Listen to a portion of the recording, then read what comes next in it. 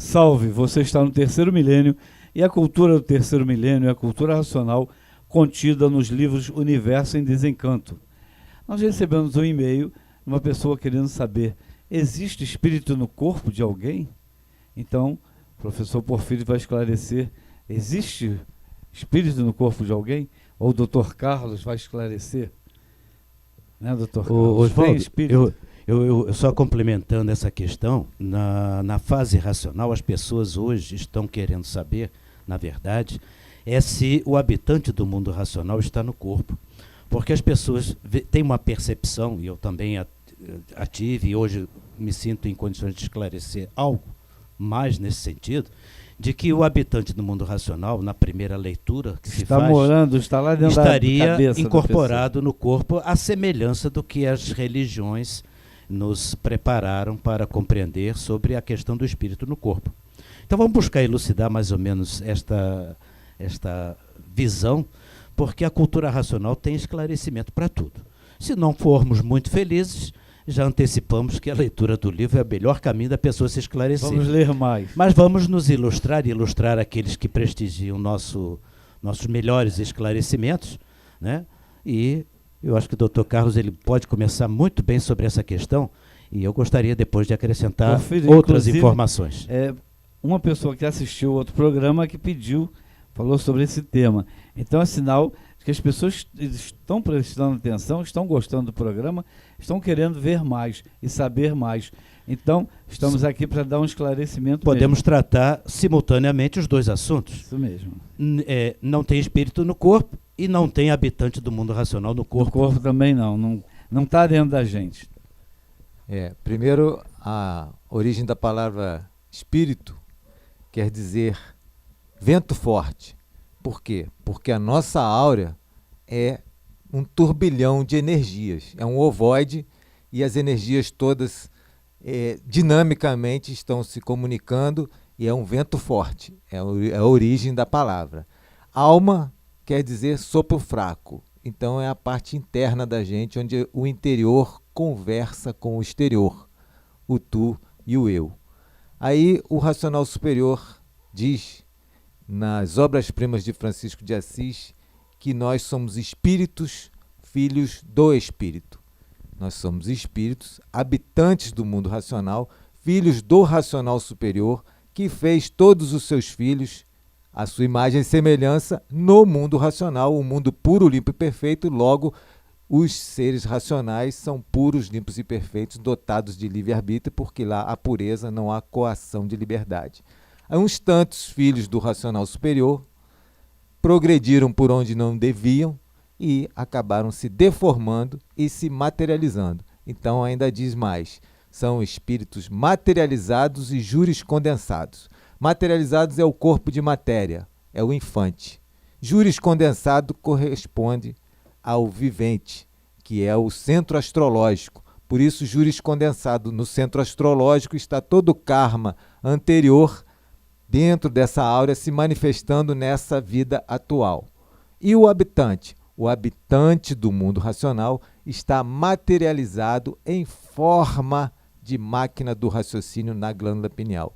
Isso não diz que ele está na glândula pineal, ele dá as informações quânticas dele para fazer um aparelho para ele vivenciar uma passagem aqui na Terra, que ele diz que é levar a cruz ao Calvário, essa passagenzinha nossa aqui na matéria, e ganhar energia racional e nunca mais ter que nascer nesse segundo mundo de energias deformadas, elétricas e magnéticas. Então, a linguagem espírito, ela é místico-religiosa. A linguagem habitante do mundo racional é a linguagem racional do terceiro milênio, para não ter confusão, para esclarecer tintim por tintim.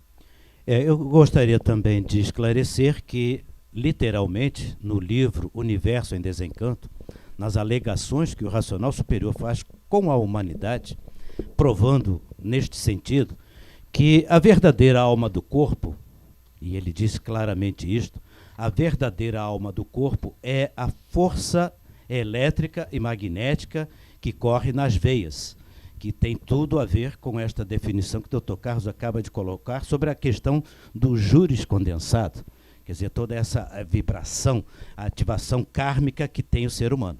Então ela se projeta nesse sentido. E o racional clareia bem esta alma do corpo.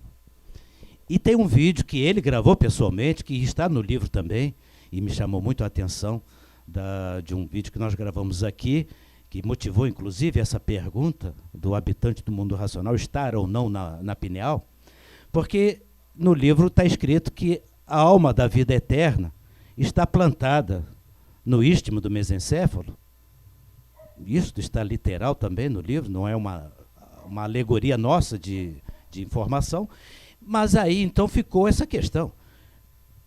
Neste vídeo, o racional superior na Terra fala claramente, e aí é onde a gente percebe que a ficha cai, ele diz que a alma da vida eterna é o raciocínio.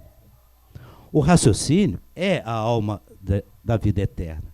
E a alma do corpo de matéria é a força elétrica e magnética, constituindo-se aí, na verdade, duas almas, se assim podemos dizer.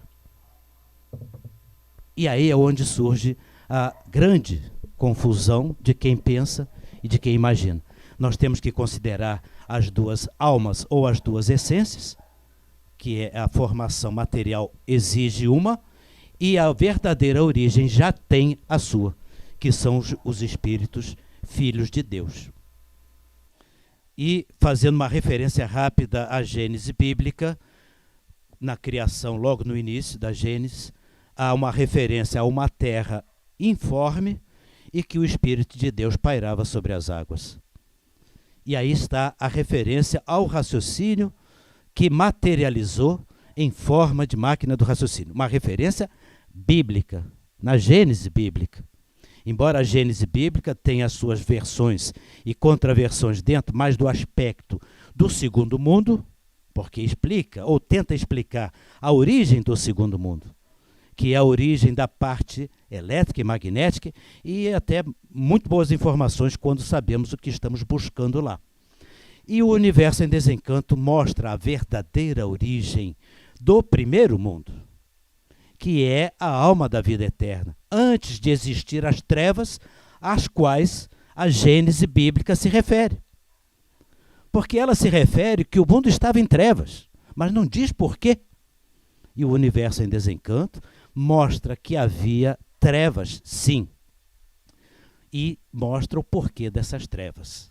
Por que teve que haver um criador ou criadores para formar um segundo mundo? Aí é onde vem a raiz de todas as nossas confusões, questões espirituais, onde as pessoas confundem espírito, alma, força, essência, energias e etc. Então a cultura racional ela vai nos treinando, dando a atenção neste sentido, e eu gosto sempre de chamar a atenção porque eu vou dizer que eu aprendi isso tudo, mas eu gosto de alertar no sentido das duas origens, no sentido que o trato de uma é pelo encanto e o trato da outra é pelo desencanto. Então aí é que nós começamos a perceber o que é a essência elétrica e magnética espiritual e o que é a essência racional do verdadeiro espírito, que é tratado como habitante. Que a linguagem muda um pouco para não causar muita confusão, a princípio, naqueles que adentram ao estudo do desenvolvimento do raciocínio. Mas depois que a gente começa a desenvolver um pouco este entendimento, nós começamos a fechar em concórdia tudo aquilo que já aconteceu e que agora está se esclarecendo brilhantemente perante os olhos do primeiro mundo, da alma do primeiro mundo, que é eterno. Daí é que a gente monta este enigma, ou este quebra-cabeça do nosso verdadeiro eu. O eu aparente, elétrico e magnético, é o nosso verdadeiro eu, já que são duas almas, são duas essências, são duas origens. O encanto, o encantado e o que vai desencantar. A finalidade do conhecimento bíblico é uma, a finalidade do conhecimento racional é outra, e não há contradição alguma. Esse é que é o mais importante, pois uma tem uma finalidade e a outra tem a outra. E a cultura racional não mexe na religião, não mexe na doutrina. Nós, estudantes, fazemos as nossas ilustrações e, às vezes, confusões, por não ter ainda o devido esclarecimento, mas estamos estudando. Então há que se permear bem a situação. Quando as pessoas dizem, o que a cultura racional diz do espírito? Olha, o que a cultura racional diz do espírito, eu não posso dizer para você, porque eu ainda não entendi tudo. Mas pelo que eu pude compreender, há que se detalhar isto, aquilo. E as pessoas às vezes se afirmam precipitadamente coisas, e eu também já fiz isso, que às vezes causam confusões ou às vezes causam a desconfusão. A metodologia de aprendizagem do ser humano, só fazendo um parênteses rápido, às vezes a gente aprende mais pela confusão criada do que pela elucidação intempestiva. Ou seja, intempestiva quer dizer fora do tempo. Não adianta você falar a verdade para a pessoa que não está preparada para receber a verdade.